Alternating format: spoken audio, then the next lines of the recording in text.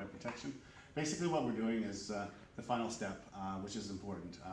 We have to list what wires were in the thermostat so that alarm.com can recognize and learn it and see what functionality it has. So if it has AC, if it doesn't have AC. These wires will dictate, like we said earlier, RH, RC, it's a call for. It's requesting heat, just requesting AC. The W, the power, you know, for the heat. The Y, the power for the AC.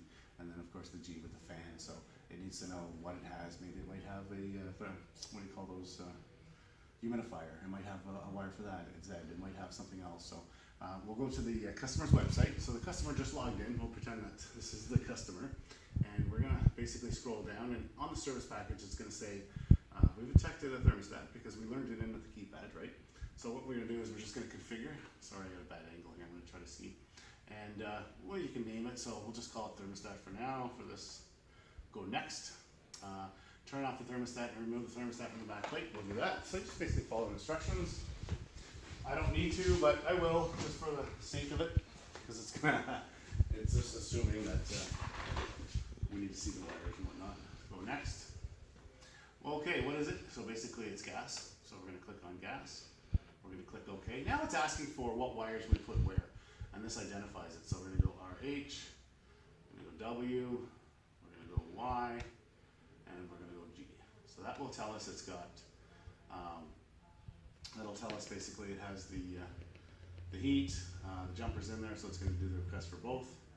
Go next. Your wiring is successful. Reconnect your thermostat. I'll go back. I'll reconnect it. There we go. Then we're going to click next. We've determined the following steps to your thermostat. Please confirm the settings. Perfect. So a lot of these are pretty good. You know, with the thermostat, you don't want to lock it. The swing temperature, which is good, 0.25. Display, you want it to be on so it shows the brightness. You can have the brightness on whatever you want. Just keep in mind that it could drain the battery a lot quicker. So medium, I do recommend.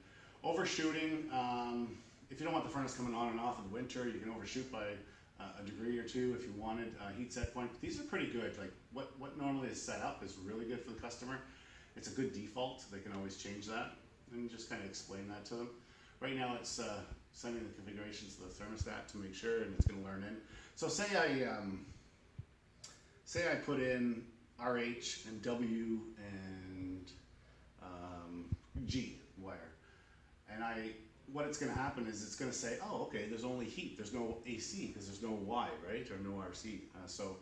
Basically, it's not going to give that option on the thermostat. So when you're clicking those three lines on the thermostat, you go back and forth from heat to cooling. You're not going to see the cooling, for example.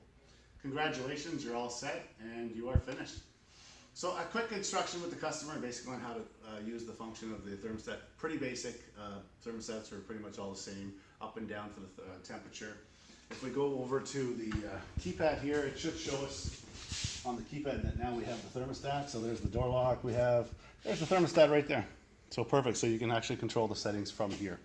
I always recommend to do a comm test, basically a manual phone test. Cellular, I guess they call it inside here. You do that. Everything's good. Everything's updated.